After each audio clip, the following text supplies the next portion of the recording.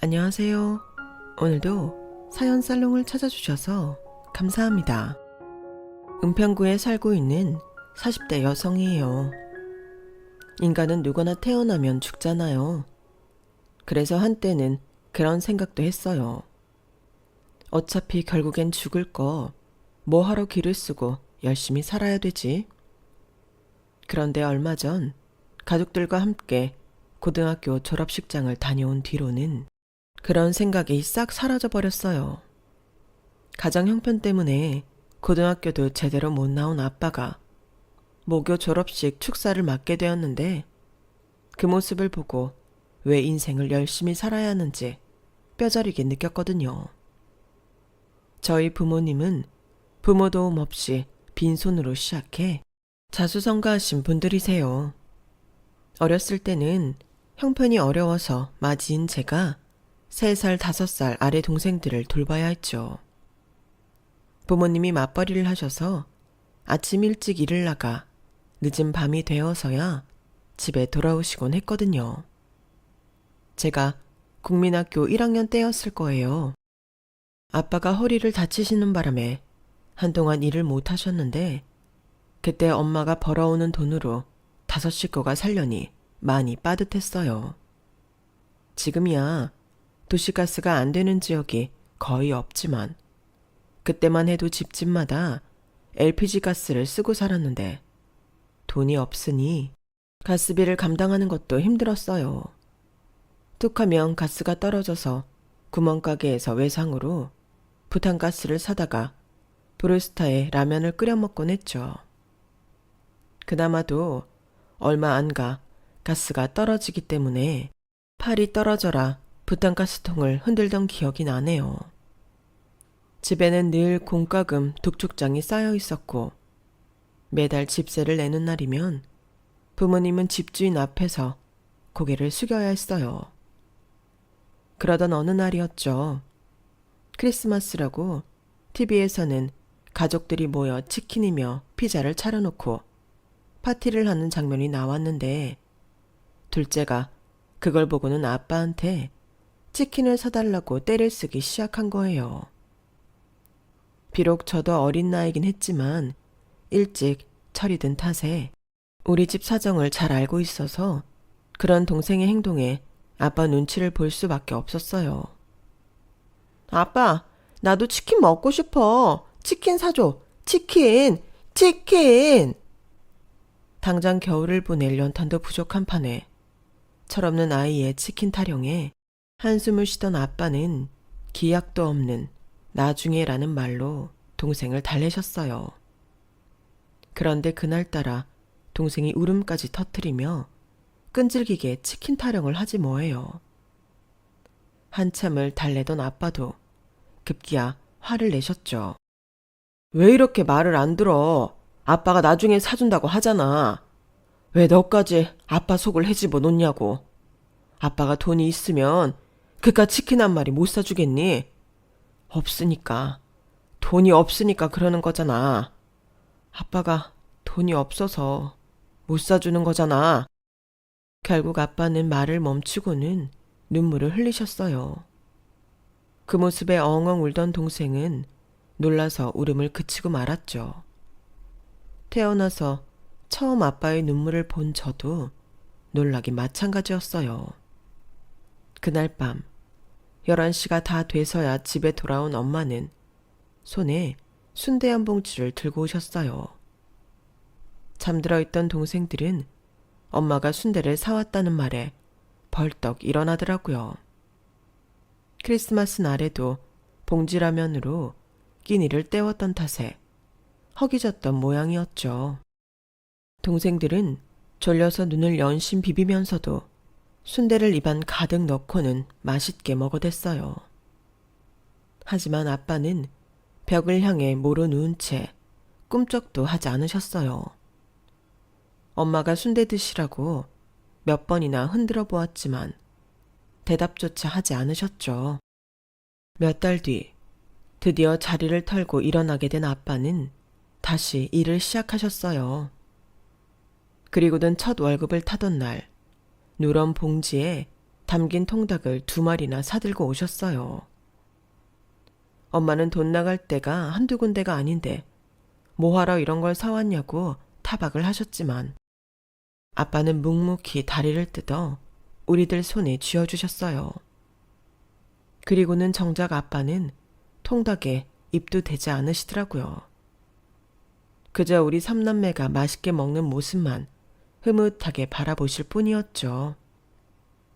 크리스마스 날 어린 자식들한테 치킨 한 마리 못 사줬던 게 못내 가슴에 박히셨던 모양이에요. 부모가 된 지금에서야 그때 아빠가 어떤 심정이었을지 조금은 알겠더라고요.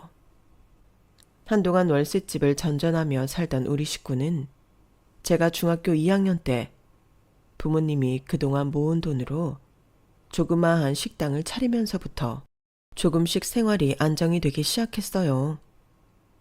더는 가스가 떨어질 걱정도 없었고 월세를 못 내서 자식들 앞에서 집주인한테 고개를 숙이는 일도 없었어요. 이 모든 게 부모님이 열심히 일한 덕분인데도 엄마는 늘 제게 그러셨어요. 가난한 집이 살림이 피면 마지가 고생이고 잘 살던 집이 망하면 막내가 고생이라잖니. 우리 집은 마지인 성경이가 고생이 많았지. 그래서 엄마는 항상 우리 성경이한테 미안하고 고마워. 어린 게 동생들 건사하느라 얼마나 힘들었을까. 내 딸이지만 정말 기특해.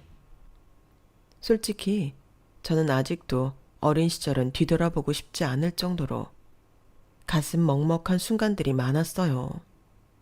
하지만 다행히도 제 막내 동생은 그 힘들었던 시절을 거의 기억하지 못하더라고요.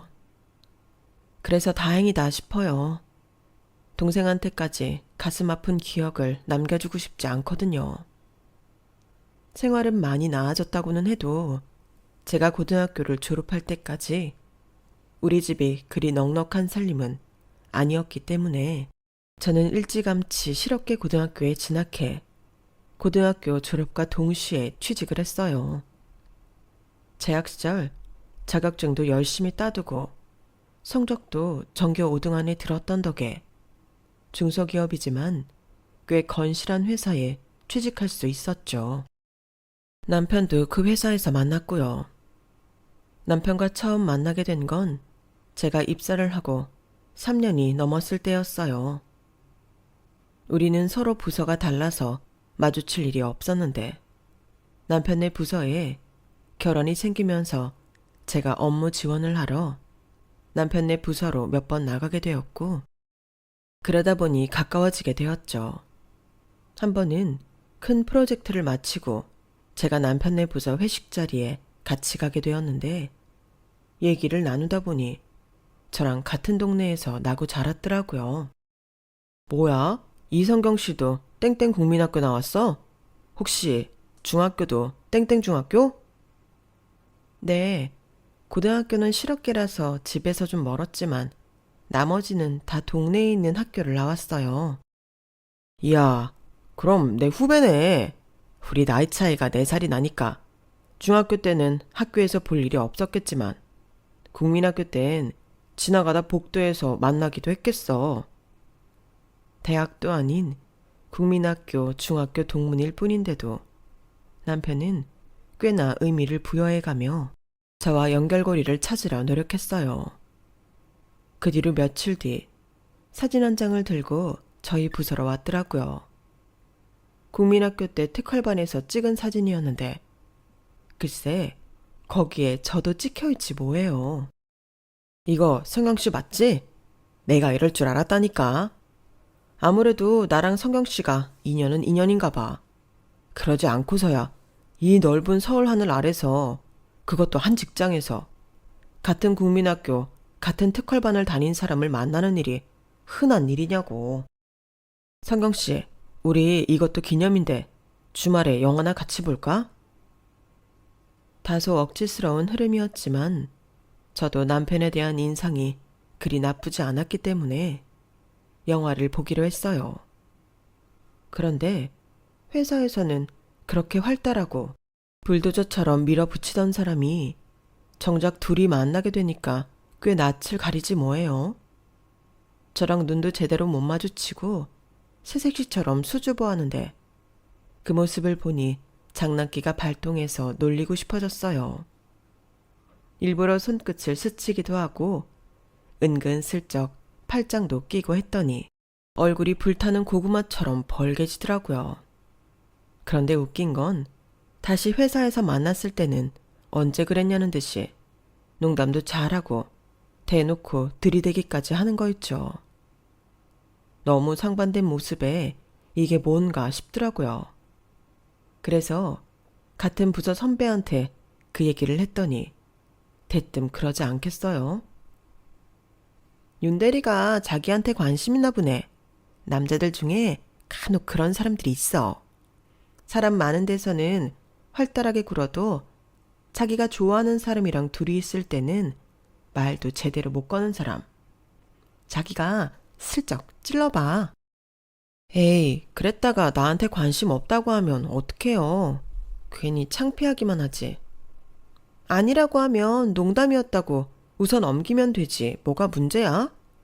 자기, 연애 안 해봤지? 이그, 쑥맥 둘이 만났으니 연결되려면 100만 년은 걸리겠네. 딱히 연애를 하고 싶었던 건 아니었지만 선배 말을 듣고 난 이후부터는 남편을 볼 때마다 더 신경이 쓰였어요. 둘이서 영화를 보고 난 뒤에도 남편은 전시회다 뮤지컬이다 이런저런 핑계를 대가며 주말에 데이트 신청을 했고 정작 만나서는 대면대면하게 굴었어요. 그런 시간이 길어지면서 슬슬 짜증이 나더라고요. 좋으면 좋다, 싫으면 싫다, 딱 부러지게 말하면 될걸. 왜 이렇게 질질 끌기만 하는지 너무 답답했거든요. 그래서 목마른 사람이 우물 판다고 이 관계가 어색하고 불편한 제가 먼저 말을 꺼냈죠. 윤 대리님, 혹시 저 좋아해요? 그러자 남편이 들고 있던 젓가락을 조용히 내려놓고는 진지한 표정으로 그러는 거예요. 네, 성경 씨는요? 성경 씨는 내가 어때요? 먼저 말을 꺼낸 건 나였지만 그때까지도 남편에 대해 판단이 서지 않았던 저는 당황해서 아무 말도 하지 못했어요. 그러자 남편이 풀 죽은 얼굴로 그러더군요. 이럴 땐 농담이었다고 들러대야 되는데 그게 안 되네요. 성경 씨 마음 잘 알았으니까 앞으로는 귀찮게 안 할게요. 그동안 많이 귀찮았을 텐데도 휴일에 나 만나줘서 고마웠어요. 딱히 좋아하는 감정이 있었던 건 아니었는데도 남편의 상심한 모습을 보니 기분이 이상하더라고요. 이렇게 만남을 끝내는 것도 왠지 아쉽기도 했고요. 귀찮지 않았어요. 오히려 좋았어요. 윤대리님이 회사에서랑은 다른 모습이어서 조금 놀라기는 했지만 싫지 않았어요. 그렇다고 가슴 떨릴 정도로 윤대림이 좋은 건 아니지만 더 만나보고 싶어요. 그러면 안 될까요? 남편은 커다란 눈을 껌뻑이며 저를 뚫어져라 보더니 씩 웃고는 그러자고 하더라고요. 앞으로는 자기도 피하지 않고 저를 열심히 꼬셔보겠다나요. 말은 그렇게 했지만 이후로도 남편은 저와 둘이 만날 때마다 많이 긴장하는 것 같았어요. 일부러 티를 안 내려고 노력은 했지만 완벽하게 저를 속이지는 못했죠. 그런데 이 남자의 그런 순수한 모습이 오히려 마음에 들더라고요. 연애가 능숙한 남자보다 서툴었지만 최선을 다하는 남편이 훨씬 더 진정성이 느껴졌기 때문이었죠. 그래서 제가 먼저 사귀자고 말을 꺼냈어요. 따지고 보면 소극적인 남편을 대신해 제가 총대를 맨 거였는데 결혼기간 내내 남편이 이걸로 저를 놀리지 뭐해요. 결혼식 전에 제 친구들을 만나 인사하는 자리에서 남편이 이러는 거예요. 참고로 말하자면 먼저 사귀자고 한 사람은 제가 아니라 성경입니다. 성경이가 저를 아주 많이 좋아하거든요. 처음엔 낯가림 심한 남편이 그래도 내 친구들 앞이라고 용기 내서 농담하는가 보다 생각했어요. 그래서 같이 웃어 넘겼죠. 그런데 이 인간이 결혼한 지 20년이 넘은 지금까지도 노후상 그러는 거예요. 처음 만나는 사람들 앞에서도, 그리고 심지어 애들한테도 그러지 뭐예요. 얘들아, 너희는 엄마가 아빠를 얼마나 좋아하는지 모르지? 얼마나 좋았으면 사귀자는 말도 먼저 할 정도였다니까. 내가 좋아서 미치겠던 거지. 가만 보면 말이야, 성경이는 아주 나를 너무너무 좋아한다니까. 꽃노래도 한두 번이라는데 강산이 2번 이상 바뀌도록 매번 저런 식이니 미치고 팔딱 뛰겠다니까요. 정식으로 교제를 시작하고 반년이나 지나도록 제 앞에서 긴장하던 소심남을 구제해줬더니 아우 진짜. 그래도 이런 한결같은 남편의 성격 때문에 우리 부부가 지금까지 큰 싸움 없이 잘 살고 있는지도 모르겠어요. 2년 넘게 연애를 한 우리는 당연히 양가 부모님 축복을 받으며 결혼할 수 있을 줄 알았어요. 우리 둘 중 누구에게도 결격 사유가 없었으니까요. 그런데 생각지도 않은 곳에서 문제가 생긴 거예요. 바로 양가 아버님이었죠. 시댁에 인사를 드리러 간 날 아버님은 제 부모님에 대해 이런저런 걸 물어보셨어요. 며느리를 드리는 일이니 상대 집안에 대해 알아보라고 하셨던 거였죠. 그런데 아빠가 연신내 쪽에서 나고 자라셨다는 말을 했더니 대뜸 학교는 어디 나왔냐고 물으시지 않겠어요? 그래서 아빠가 나온 학교를 말씀드렸더니 땡땡고등학교? 나도 거기 나왔는데 아버님 연세가 어떻게 되시나? 그래서 아빠 연세를 말씀드렸죠. 그랬더니 깜짝 놀라시며 저희 아빠 이름까지 물으시더라고요. 이 성자 준자 쓰십니다. 이성준? 이성준이라 가만히 있어봐라. 이성준이라 꽤 익숙하긴 한데 혹시 아버님 머리가 쌍가마 아닌가? 맞지? 야, 내가 쌍가마 이성준이랑 사돈을 맡게 되다니 세상 참. 아버님 표정을 보니 썩 달갑지 않으신 것 같았어요. 그런데 그건 저희 아빠도 별반 다르지 않더라고요. 뭐? 자네 아버님이 윤준모라고?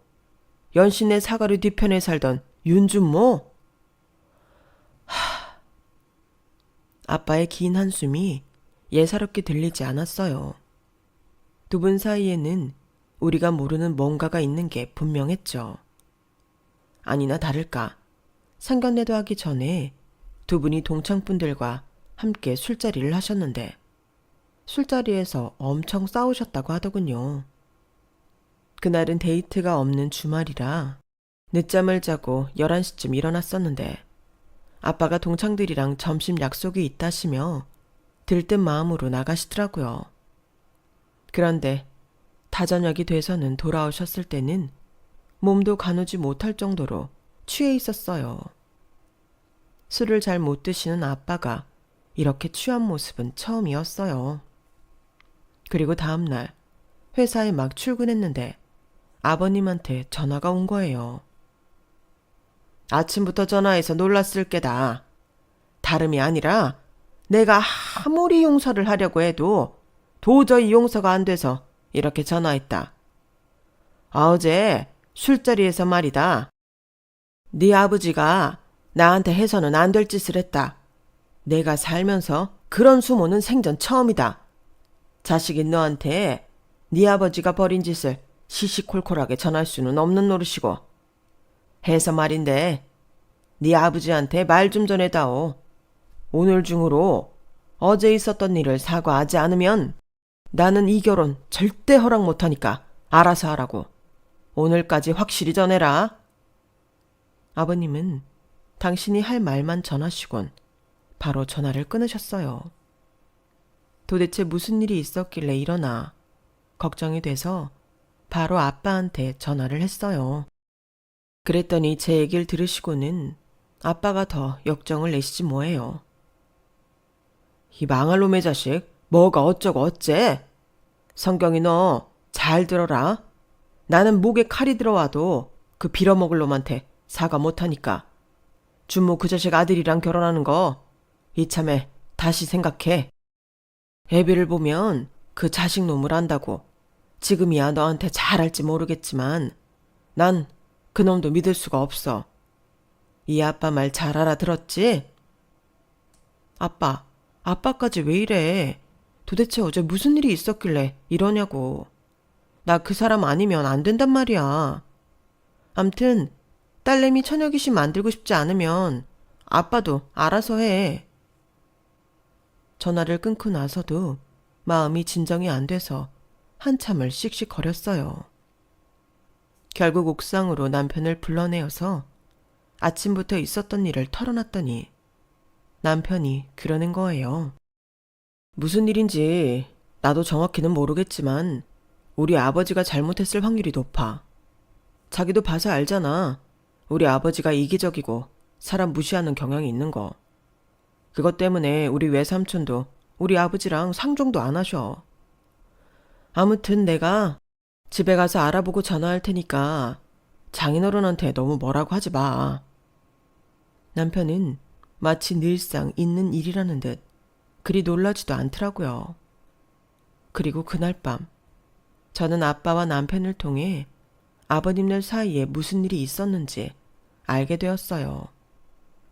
저희 아빠가 집안 사정 때문에 고3 때 학교를 그만두셨거든요.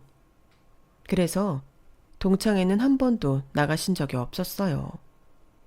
그런데 한 8년 전이던가 아빠 친구들 몇몇 분이 아빠를 데리고 동창회에 가신 거예요.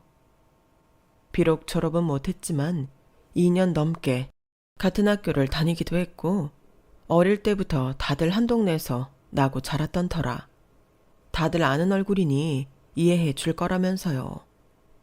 그런데 저희 시아버지는 그게 마음에 들지 않으셨던 모양이에요. 그래서 매번 동창 모임에서 저희 아빠를 볼 때마다 자격 미달이라거나 쥐새끼라는 표현을 써가며 쪽을 주셨나 보더라고요. 그런데 지난 밤에는 자식까지 들먹이며 심하게 말을 하니까 그걸 들은 아빠가 아버님 멱살을 쥐었던 거예요. 그 바람에 아버님은 저희 아빠를 고소하겠다고 난리를 치시는 거고요. 담담히 제게 지난 밤의 일을 털어놓던 아빠는 한숨을 푹 쉬고는 고개를 숙이셨어요. 성경아, 미안하다. 아빠가 참았어야 했는데 그날은 내가 경솔했다. 널 볼 면목이 없어. 아빠가 왜 고개를 숙여? 아빠가 뭘 잘못했다고? 아버님이 잘못한 거잖아. 이건 명백히 아버님이 먼저 아빠를 도발했기 때문에 벌어진 일이라고. 그러니까 절대 사과하지 마. 아빠가 사과하면 나 아빠 딸 안 할 거야. 다른 것도 아니고 형편이 어려워서 학업을 그만둬야 했던 건데 치사하게 그런 걸로 사람 가슴에 못을 박아요? 동창회장 권위가 뭐 그리 대단하다고 그 난리냐고요. 내가 결혼을 안 하면 안 했지 이런 일로 우리 아빠 가슴에 못 박는 인간한테 사과까지 하게 할 수는 없었어요. 그래서 남편한테 제 뜻을 확실히 전했죠. 그랬더니 남편도 알겠다고 하더군요. 며칠 뒤 남편의 주선으로 두 아버님은 만나서 화해를 하셨어요. 나중에 알고 보니 남편이 아버님께 두 분이 화해하지 않으면 연 끊고 살겠다고 했다더라고요. 남의 이모, 중요하게 생각하시는 아버님이 하나뿐인 아들과 연 끊고 산다는 소문이 동창들한테 퍼질까봐 하는 수 없이 고개를 숙이신 거죠. 위기를 맞았던 저희 부부의 결혼은 그렇게 가까스로 봉합이 되었고 그해 가을 결혼식을 올리게 되었어요. 하지만 깨진 그릇에 본드를 붙인다고 깨지기 전으로 돌아가는 건 아니잖아요. 저희 아빠와 시아버지의 사이에 생긴 앙금은 해가 지날수록 심해졌으면 심해졌지 절대 나아지지 않았어요. 더군다나 몇 년 전부터 아버님이 동창 회장을 맡게 되시면서 아버님의 치졸한 횡포는 점점 더 심해져 갔어요. 동창 모임에서만 그랬던 게 아니라 우리 부부가 결혼한 지 20년이 넘는 기간 내내 아버님은 끊임없이 저희 아빠와 저희 집을 무시하셨고 그럴 때마다 아빠도 저도 마음에 상처를 입곤 했어요. 원래 저런 사람이니 무시하고 넘어가자 생각하면서도 때때로 욱하는 건 어쩔 수 없더라고요. 그래서 가끔은 아버님께 대들기도 했고 그 일로 몇 년간 시댁에 왕래를 끊은 적도 있었어요. 그런데 얼마 전에 지금까지와는 규모가 다른 엄청난 일이 벌어진 거예요. 그 사건은 아빠와 시아버지의 모교 졸업식에서 벌어졌어요. 졸업식 며칠 전이었는데 아버님이 제가 집에 있는데 전화를 하셨더라고요. 애미냐? 너 이번 주 금요일 날 별다른 약속 없지? 금요일이요? 아, 그날은 제가 어디를 좀 가야 하는데요. 왜요, 아버님? 무슨 일 있으세요? 사실 그날은 저희 아빠한테 영광스러운 일이 있어서 아빠를 모시고 아빠 모교를 찾아가기로 한 날이었어요. 저희 아빠가 학교장 추천으로 모교 졸업식에서 축사를 하시게 되었거든요. 그런데 뜻밖의 아버님이 그날 시간을 내라고 하시니 난감하기만 했죠. 야, 너는 시애비가 이렇게 말하면 있는 약속도 없다고 해야지. 뭘 그렇게 말이 기냐. 됐고 아범이랑 시은이 데리고 이번 주 금요일 10시까지 땡땡 고등학교로 와라. 내가 동창회 회장 아니냐. 모교 졸업식에 초청돼서 가게 됐으니까 니들이 꽃다발 좀 들고 와야겠다.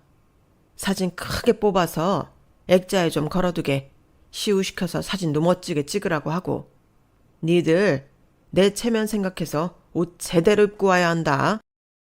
명색이 동창회 회장인데 자식들 꼴이 엉망이면 내 체면이 어떻게 되겠니? 그러니 알아서 잘 차려입고 와. 아, 땡땡 고등학교 졸업식에 가시는 거예요? 안 그래도 저도 거기 갈 일이 있었는데 마침 잘 됐네요. 여보세요? 아버님, 아버님. 아버님은 제 말은 듣지도 않으시고 전화를 끊으셨더라고요. 원래도 자기 일 외에는 관심도 없는 분이시지만 그날은 당신이 모교 졸업식에 초청돼 단상에 올라간다는 사실에 고무되셔선 더더욱 그러셨던 것 같아요. 그런데 저희 아빠가 축사를 하게 됐다는 걸 알기는 하시는 건지 살짝 걱정되더라고요. 아니나 다를까 졸업식 당일 학교에서 저희 아빠와 마주친 아버님은 한껏 뻐기면서 저희 아빠 속을 슬슬 긁으셨어요. 네가 여긴 왜 왔냐? 혹시 내가 단상에 올라간다는 소식을 듣고 꽃돌이라도 하려고 온 거냐? 아이고, 네가 오늘은 웬일로 사람답게 차려입긴 했구나. 여기까지 와준 건 고맙긴 한데 솔직히 넌 여기 올 자격이 안 되지 않니?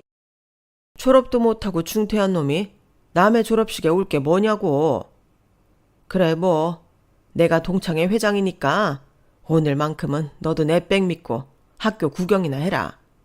이런 날 아니면 네가 언제 우리 학교에 와보겠니? 그 말을 듣는데 진짜 속에서 천불이 올라오는 것 같았어요. 평소에도 저희 아빠한테 저런 식으로 함부로 대했을 걸 생각하니 피가 끓는 것 같더라고요. 그런데 그때 젊은 남자 하나가 저희 쪽으로 걸어와 저희 아빠를 불렀어요. 오늘 축사를 맡으신 이성준 선배님이시죠? 안녕하세요. 전화드렸던 수학교사 김도환입니다. 축사라는 말에 아버님은 두 눈이 휘둥그레졌어요. 그게 무슨 소리야? 이놈이 무슨 축사를 해? 동창회 회장인 나도 아직 못 해본걸? 야, 이성준, 네 입으로 똑똑히 말해봐라. 이 사람이 뭔가 착각을 한 거지? 그런 거지? 네 놈이 무슨 자격으로 축사를 해? 졸업도 못한 놈이.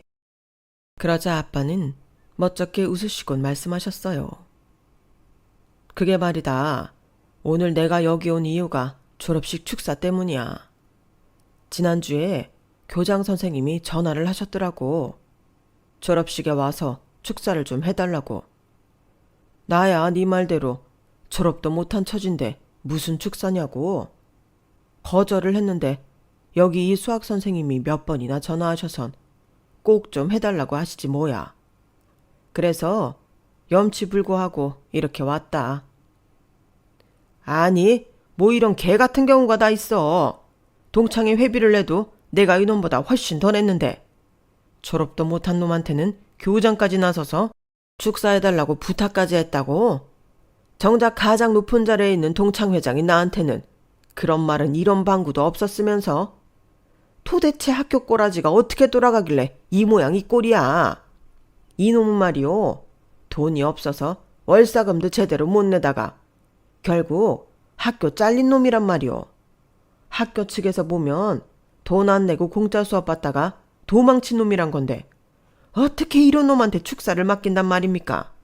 수학선생, 당신 입으로 말 좀 해보쇼. 내가 지금 하도 기가 막혀서 이 기분으로는 단상에 못 올라가니까 당신이 직접 해명해보라고. 아버님은 교정이 떠나가라 고래고래 소리를 지르면서 난동을 부리셨어요. 그러자 수학선생님이 굳은 표정으로 아버님께 한마디 했어요. 어르신, 그만하시죠. 오늘은 이 학교에서 3년간 수학한 학생들이 졸업을 하는 뜻깊은 날입니다. 다른 사람도 아니고 동창회 회장직까지 맡고 계신 분이 이런 추태를 보이시면 후배들이 뭘 보고 배우겠습니까? 그리고 여기 계신 이성준 선배님에 대해 함부로 말하지 말아주세요. 이분은 당신 같은 사람한테 모욕을 당해도 되는 분이 아니니까요. 왜 동창회 회장도 아니고 모교 중퇴자인 이성준 선배님께 축사를 맡겼냐고 물으셨죠? 그건 바로 오랜 기간 동안 선배님께서 후배들을 위해 기부금을 내주셨기 때문입니다. 가정 형편이 어려운 후배들이 선배님 덕분에 무사히 학업을 마칠 수 있었으니까요. 수학 선생님은 촉촉하게 젖은 눈으로 저희 아빠를 보면서 말을 이어갔어요. 선배님, 저도 그중 한 사람입니다. 선배님 도움을 받아서 무사히 고등학교를 졸업했고 지금은 수학교사로 이곳에서 후배이자 제자들을 가르치고 있습니다.